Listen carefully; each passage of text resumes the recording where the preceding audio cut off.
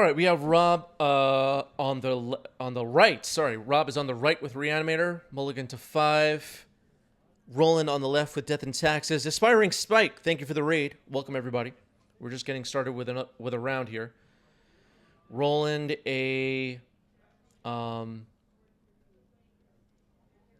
proven top competitor, legacy player. This should be interesting. Yorion revealed as a companion. Yeah, no playmat on the right. I think that's a violation, actually. Hit follow if you like paper magic. Thoughtseize myself put Valgavoth into the graveyard. There's a Reanimate and an Atraxa in the yard. Valgavoth can be pretty gross. Valgavoth, what's the name of this card again? Valgavoth. Is it the Terror Eater? Yeah, the Terror Eater. So turn 1, Thoughtseize myself, put Valgavoth in the graveyard. The plan next turn is to reanimate it. Roland is reading the card and can't believe it, it seems. Who the heck is designing these cards? It's going to be really difficult for Roland to remove, TBH. I'll see how this goes.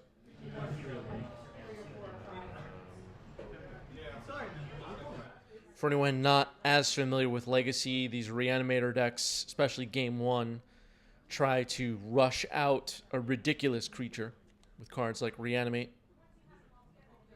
Thoughtseize can be used offensively or as a combo card. Roland's just going to drop up basic planes and pass the turn.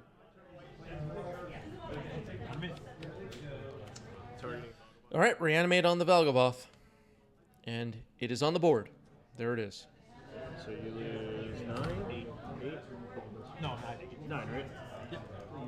So you're down to 18, or sorry, 8. Yeah. Gotcha. I just wanted and then board sacrifice 3 non-land permanents. Wait, how do we do this? Down here? Yeah. During your turn, you may... Valgavoth, Terror Eater, giving it one more read. Can't hurt.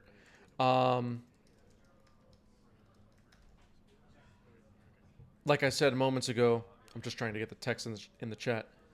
Going to be very difficult to remove. With the ward, sacrifice 3 non-land permanents. It can be done, but it's going to be really tough. It has a Dothy Voidwalker-like ability, where stuff that goes into the graveyard gets exiled instead. And you may play those cards by paying life equal to their mana value rather than the mana cost. Emperor of Bones, late to the party. Is there anything else in there that I really care about? Not really.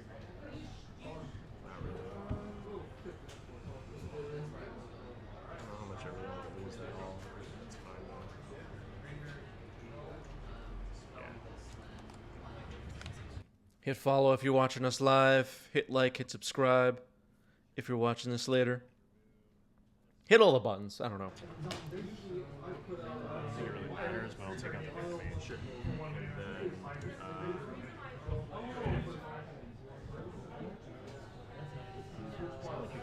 then, Texas Chris says, love watching on YouTube. Don't get to make the streams very often. What's the time delay to YouTube? A week-ish. So everything from our live streams goes up on YouTube immediately for our YouTube members. Hit join on YouTube and unlock everything immediately. For everybody else, the delay varies. It's at least a week, sometimes 2, maybe 3 weeks. It really depends how long our queue is. We pump out a lot of stuff. I mean, it's a lot. Shout out to our members on YouTube. Get immediate satisfaction, gratification of the 90s MTG show.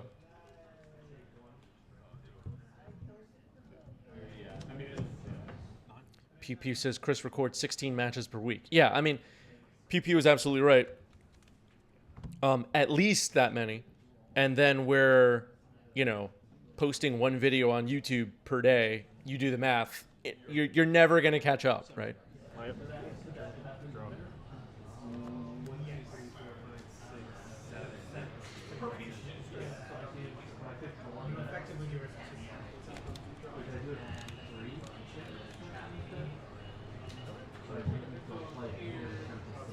Yeah, our subs on Twitch do have access to everything from recent streams. That person was asking about YouTube, though. There's an Atraxa in hand. A little bit of slow play here. But no doubt a tough situation for Roland. Has to figure out how to kill this Valgavoth. It can be done. Gonna have to, like, 4-for-1 himself.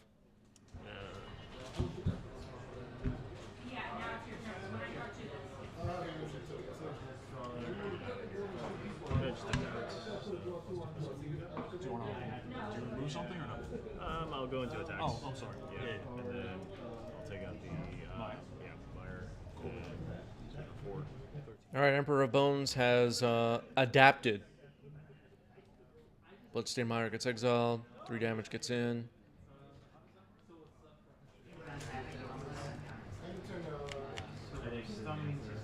Hate this.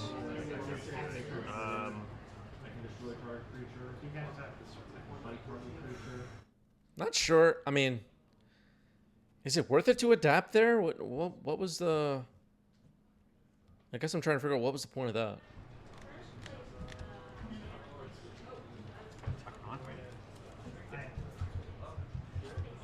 That doesn't seem correct. You're at 22.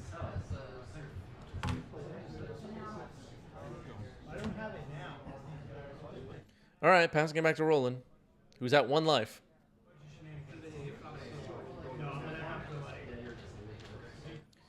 Roland has a Solitude. Says the chat. Go into attacks. I'll remove that. I'll attack for 4. 18. Yeah, Bowmaster, then Solitude could do it here. Second main. Actually, well, I'll let this play out and then I'll explain something.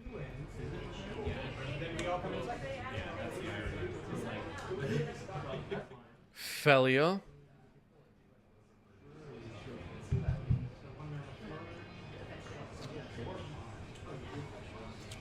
Just don't know what to sacrifice. That's all.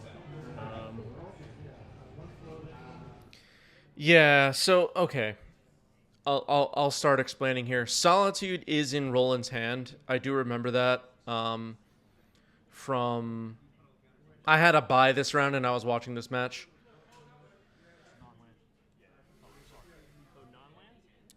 And you can cast Solitude, target Valgavoth, stack the ability so that it gets sacrificed, and then sack it to ward. Roland did not see that play, and unfortunately conceded game 1. I pointed that out to Roland later on during this event. You can cast Solitude there, sack Solitude, Felia, Emperor of Bones, kill Valgavoth. Roland was at 1 life. Does that mean Roland wins the game? Maybe not, but it would have kept the game going. Roland did not see that play. 1 card on the bottom for Roland, Multi 6. Looked like Rob kept 7. Turn 1 either vial. So Polluted Delta comes in. Vial gets a counter.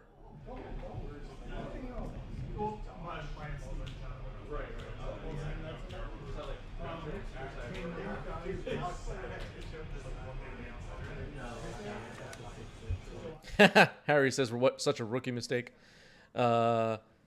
Sometimes, and I know this from running this channel now for too long. I'm not even going to say how long. But it is a lot easier to be a spectator and see plays than it is to be in the cockpit playing the game. That is very much true. Raucous Theater, Surveil. Dumps a Reanimate. Harry Houdini has arrived late. But you know what, Harry? When you have the gold gifter badge, you can do whatever you want. Dark Ritual. This card's pretty broken. Thoughtseize, targeting Roland. In response. 2 black mana floating. What? Disruptor Flute. So we've got I'll name. two of these leagues going. One is through game story. I think it was that Steven and I are playing in, and then we're doing this one. It's called like the number of 8 for funsies that are doing it. 7. You want to look through my deck list? What's up? Roland thinking about what to name, and Rob said, "You want to look through my deck?" Oh my god, it's an old league, right? All my times. So I'm gonna name Reanimate. All right, Reanimate is named by the flute. The hand gets revealed. Swords to Plowshares, Stoneforge, Caracas. Caracas might come in handy.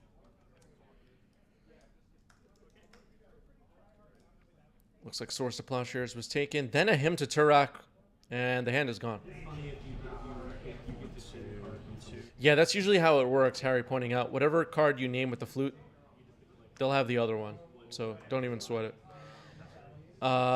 2 counters on the vial now. 1 card in hand for Roland. Just had his hand destroyed by Thoughtseize and Hymn to Turok. Now another Thoughtseize. Skyclave Apparition is gone.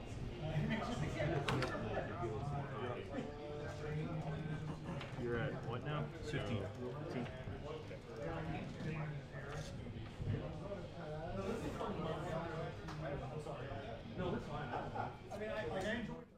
Plenty of discard. Successfully blew up a Caracas, which could have come in handy for Roland later. But no threat on the board yet for Rob. Not as fast of a start as game 1. We had the turn 2 Valgavoth.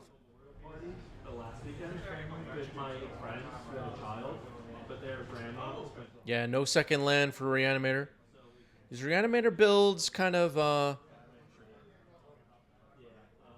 like a lot of combo decks. Trade efficiency for powerful plays early in the game, stuff like that. All right, Recruiter of the Guard finds a Stoneforge. Stoneforge gets deployed immediately. Stoneforge searching now. What do we want here? Probably Meteor Sword, I guess. Meteor Sword seems decent here. There are no creatures in Rob's yard. Meteor Sword is chosen.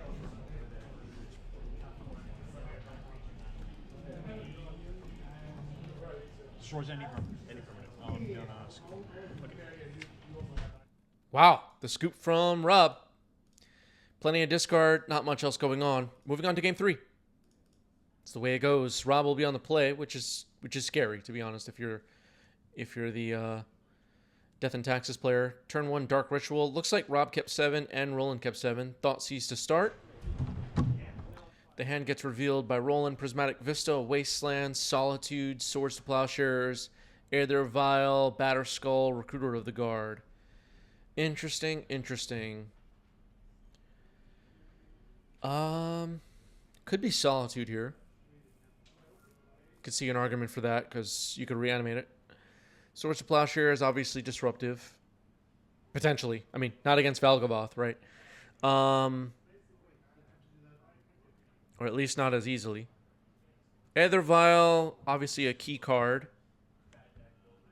All right, Swords to Plowshares it will be. Then the Hymn to Turok. All right, similar start. Going for the discard plays.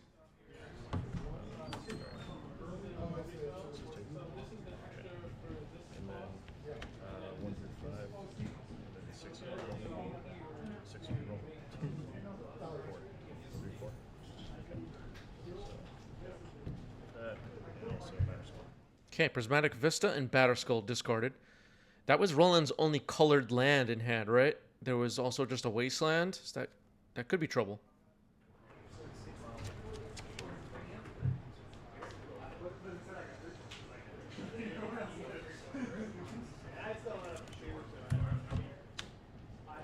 You just drew that off the top. Harry with a great question. Is it better to him first? Don't know, actually asking. Usually it's better to Thoughtseize first, take a key non-land card out of hand, and then Hymn to Turok, the follow-up, because it can also hit lands. You want to like, yeah, that just typically is the way it's done, right? Does anybody disagree? Him to Turak usually on cleanup duty.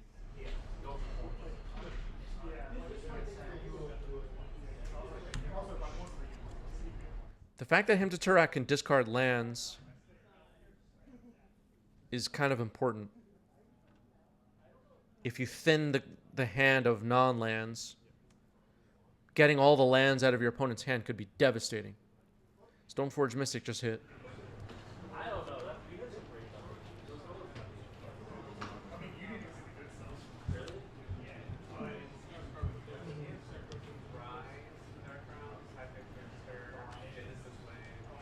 You can also Hymn to Turok, 2 non-land cards taken out of hand, then Thoughtseize and see all lands. Potentially.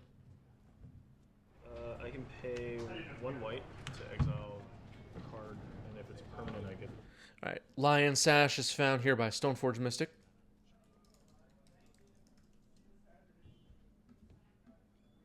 There are some contextual, as Chad is pointing out, there are some contextual things to consider with the order of Thoughtseize, Hymn to Turak. I'm speaking more generally. Put on a look. Sure. Like maybe against, let's say, actually, I'm just thinking of scenarios here, but in the blind, you don't know what your opponent is playing. You're on the play. They have not made a play yet. Game 1. Do you want to Hymn to Turak first and your opponent discards 2 dredge cards? You know, like if you Thoughtseize first, at least you know what you're up against and you don't want to put the wrong thing into the graveyard.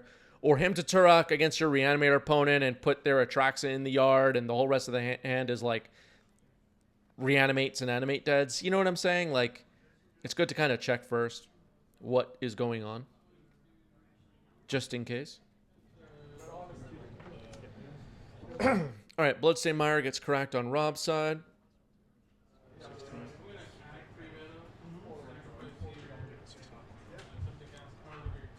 Vial on 2. We know Lion Sash is in hand. There's an Undercity Sewer.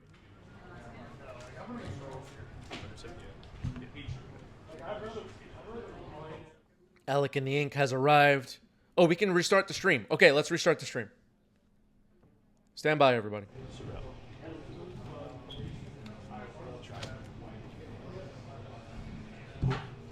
Yeah, so many people watching today. Usually it's like me and maybe 3 people. It's kind of sad. You're up. End of your turn.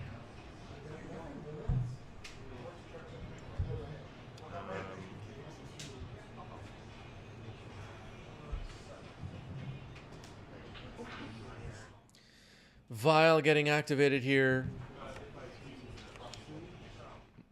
Could be the Lion Sash, but it's going to be Emperor Bones, which is not bad. By the way, Sephiroth, a.k.a. Atraxa, is in the yard on Rob's side. I don't know how long it's going to stick around. Lion Sash on the board as well. Yes. That's it.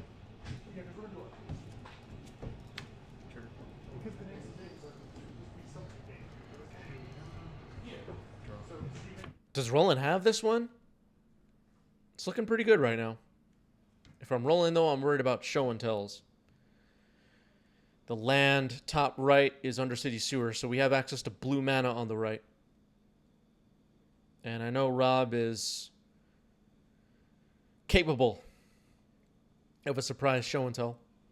I'm going to go into my attacks. Tax time. Atraxa. Sure. So that is exiled. Okay, Traxa is gone. Targeted by the Emperor of Bones. Got it. Alright, so I'm going to go into attacks with this one. This. Swinging for 3, it seems. No mana for Adapt. Okay, Lion Sash going to get activated, though. I'm worried about not leaving mana open.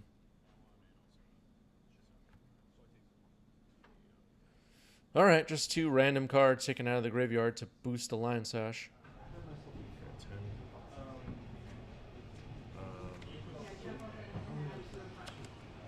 That's one.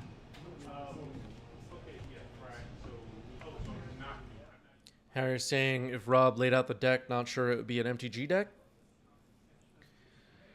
I don't know about that. I mean, we talked about Rob, as well as many of the other players, backstories on this stream a little bit here and there. But Rob came back to Magic the Gathering less than a year ago, I think it was. And yeah, I guess it was less than a year ago. And I hadn't seen Rob in quite a long time at the Legacy Locals and asked, what made you come back? Spider-Man set. So, Unmasked Pitching Gristlebrand, Solitude Recruiter in hand. I think we knew both of those were there.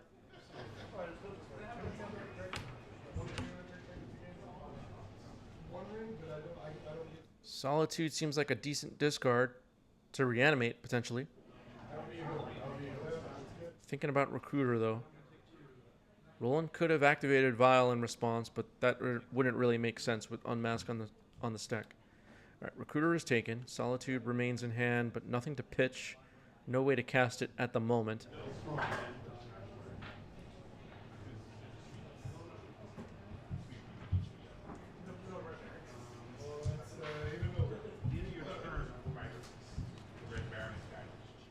If Roland finds black mana on top, could swing for lethal. You go.